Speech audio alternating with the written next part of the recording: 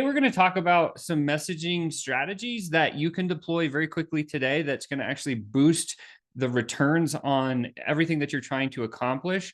And so I'm really focused specifically on reflective listening in the DMs, something that you can use for yourself and you can train your team in very short periods of time.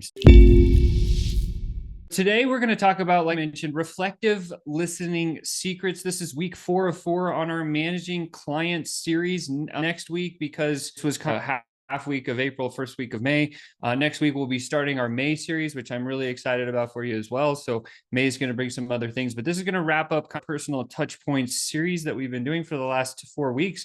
And once you know this today, DMs will be forever easy. So if you've ever struggled on what to say and how to say it, this is going to be a strategy that you can deploy almost every time consistently in every conversation. It works. You will learn to book calls like a Jedi today once you learn this, and you will be able to teach your team in minutes on how to do this. It's really simple. And so I want to start with this. Everybody in the chat roll right now, look at this GIF just for me for a second and tell me, if you're the snake, what went wrong here? Right in the chat roll. I'm going to wait. What do you think went wrong here? Any ideas? He got too close. So that's good. If you're the man taking photos, you got a little bit too close. What if you're the snake, May? What went wrong? What went wrong if you're the snake? I'm unsure. Oh, I like good. snakes, so I would have picked it up. So All right. honestly, I couldn't tell you. Perfect. So Natalie says he wasn't listening to what I wanted because I warned that guy. Brent says got the camera, went in for the attack, him invaded his privacy. Oh, you guys are getting it. So check it out. What went wrong here? The snake struck too soon. He didn't get his prey. See that? He strikes too soon. As this gentleman is taking a picture, he's like, I need a different view. He moved a step in, but he didn't get set, and he was able to get out of the way of the snake bite. And so that's what I wanted to focus on. And I wanted to talk about this quick story that I think will be really relevant. This is a story I learned when I first started sales training professionally, and I had my coach, and I was learning what was happening in my sales conversations is I would try to go for the close too soon. And so there's 2 fishermen, and this old codger is in the corner, and he's just slaying these fish. And this new guy walks up and he sees this old codger just fishing and catching all these fish. And he's like, oh man, I'm going to do that too. This river must be packed. So he casts his line in, and all of a sudden he gets a bite, and he tries to strike, and he reels in, and there's no fish. And he goes again, second cast, and he goes in and gets a bite, and he strikes, and he reels in, and there's no fish. And the third time he does it. And this pattern continues for a little while, and he gets so frustrated, so pissed off that he sets his fishing rod down, and he just watches this old man fishing. And he sees this guy fish after fish, just pulling him in, pull him in, pull him in. All of a sudden, this old codger gets up and says, man, my bucket of fish is full. I'm going home for the day. I'm going to have food to feed my friends, my family. I'm ready to go. As this old codger is walking by this newer fisherman says to him, hey, old codger, how on earth are you catching all these fish? Old codger looks at him and says, well, show me what you're doing. And so the newer fisherman throws the line in the water, and he waits for a minute and gets a bite, and he strikes and he reels in. And the old codger says, oh, that's the problem, right? When you're fishing, right, fish want to taste it first and make sure it's the right taste before they actually swallow it. And so what happens is when you throw your bait out in the water, the fish initially is going to bite your bait, and then it's going to run down into the logs and hide under there and make sure it's something they can eat, and then start swallowing the bait. And that's when you need to strike. So instead of striking right when they first bite, we need to do the absolute opposite thing. We need to strip line. We need to let the line out. We need to give the fish room to play and say, hey, this is actually good food, and I'm going to swallow it now. And as soon as they start to swallow it, that's when you strike, and that's when you reel in. So this other fisherman says, I'm going to try it. And he casts his line in the water, and he waits. He gets a bite, and the old man says, let the line out. So the guy strips his line out, and the fish takes the food, runs under the log, says it's good food, tries to swallow it, and then the old codger says, strike. And the guy goes, boom, and he hits a fish, and he reels it in, right? Crazy. He caught a fish doing something counterintuitive. The moral of this story is that strip lining is one of the most potent fishing techniques of all times. Why? Because it plays into the psychology of the fish. Strip lining is called reflective listening in sales. Therefore, reflective listening is one of the most potent sales techniques of all times. Here's how it works. Example number one, Cal says here, well, this is something we are currently not doing well. So we'd send something to her and ask her a question. And she says, this is something we're not doing currently well. We've been mostly reaching out to our former clients and people we have pre-existing relationships with, but we are not reaching out to new prospects. We want to work with someone who can organically find the right candidates for us to speak with.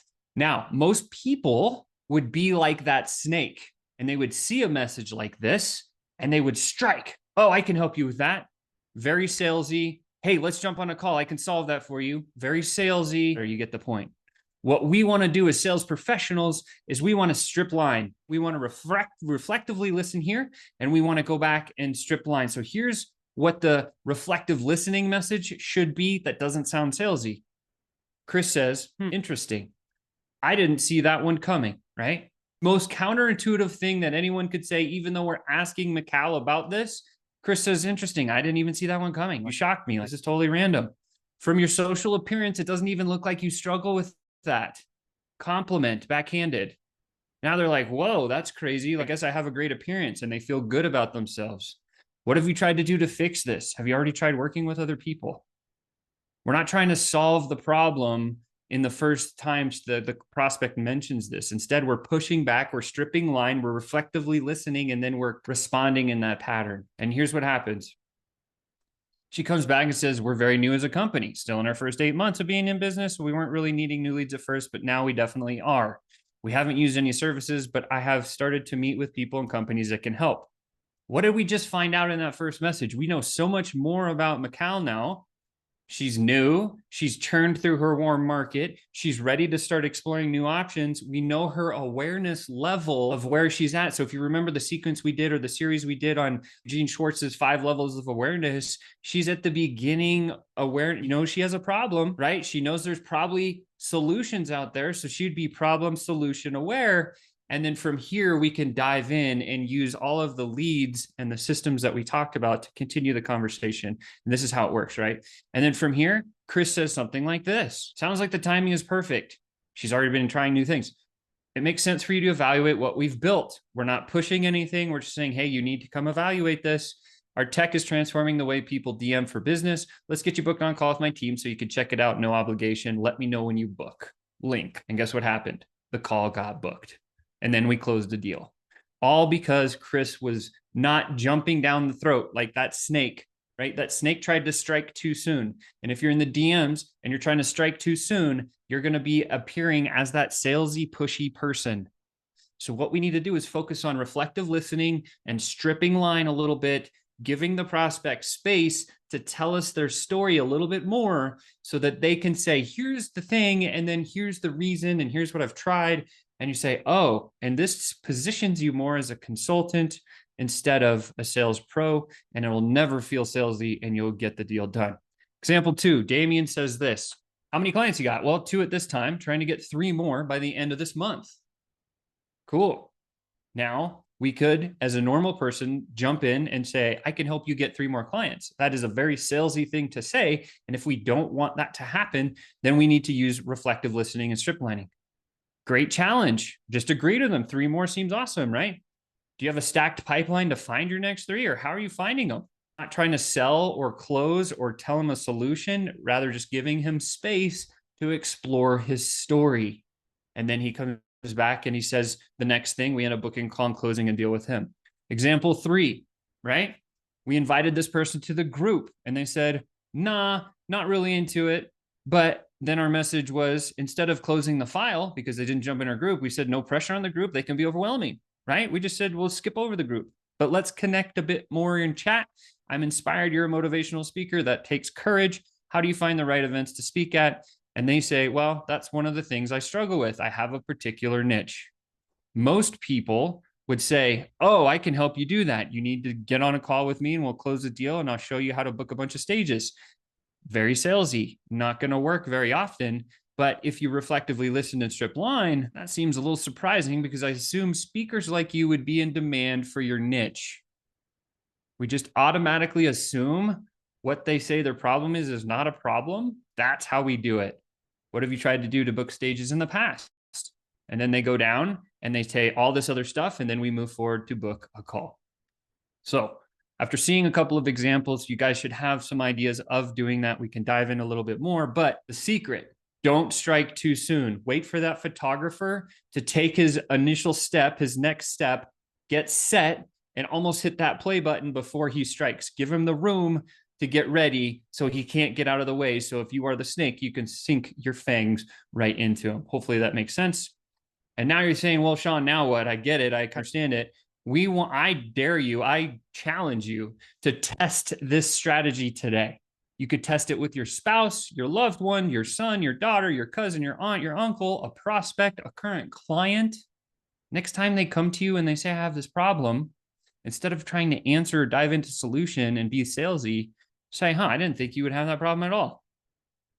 What are you thinking of how you're going to try to solve it? And see what they say. Because what will happen is they will verbally throw up all over you and they'll give you all the data you need in order to book the call or close the deal or help support whoever it is that you're working with. And with that said, one of our favorite mentors always says, if you do the work, you'll get the results. Go FlowChat.